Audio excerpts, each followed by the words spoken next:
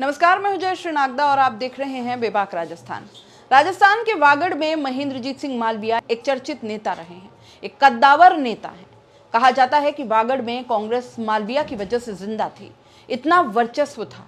वो BJP join करने के बाद चुनाव तो लड़े, लेकिन लोकसभा चुनाव हारने के बाद अब ऐसा लगता है कि पार्टी ने उन्हें जैसे साइडलाइन कर दिया है।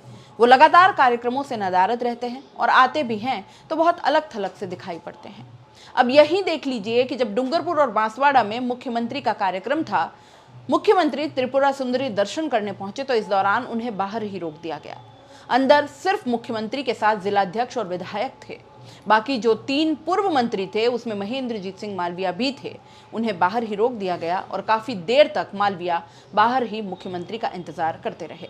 मुख्यमंत्री बाहर आए तब जाकर वो मिल पाए, वरना कभी गहलोत के राइट हैंड की तरह उनके साथ दिखा करते थे।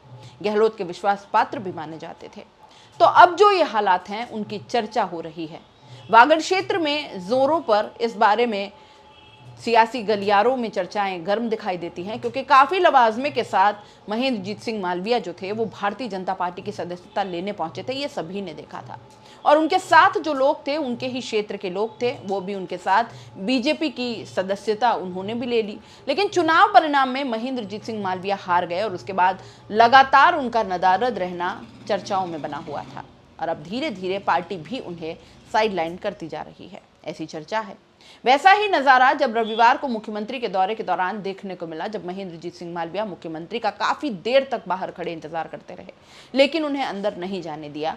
जो सुरक्षा व्यवस्था मुख्यमंत्री के लिए लगी हुई थी, उन्होंने उनको महेंद्रजीत सिंह मालविया को वहीं रोक दिया और कहा कि अंदर सिर्फ जो 3 लोग हैं वही जा पाएंगे, बाकी कोई नहीं जा पाएगा।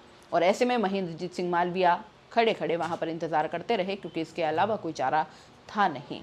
आखिर मालविया को पार्टी क्यों साइडलाइन कर रही है? क्या उस क्षेत्र में वो एक्टिव नहीं है इस कारण, या फिर जो चुनाव परिणाम पार्टी उनसे चाहती थी वो पार्टी को नहीं मिला?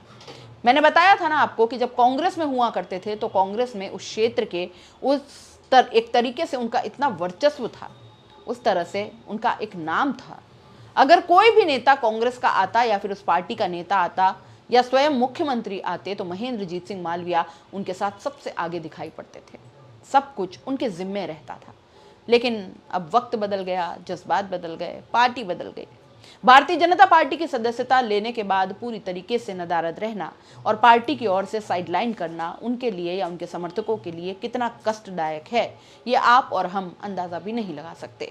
बस इन्हीं चर्चाओं से सियासी गलियारे आबाद हैं। हर कोई मालविया के हश्र को लेकर बात कर रहा है। किसी कद्दावर नेता का इस तरीके से अलग थलग पड़ना वाकई चिंता में डालता है। और अब मुख्यमंत्री से मिलने के लिए उन्हें बाहर लंबे समय तक इंतजार करना पड़ा तो कुछ तो लोग कहेंगे, लोगों का काम है कहना।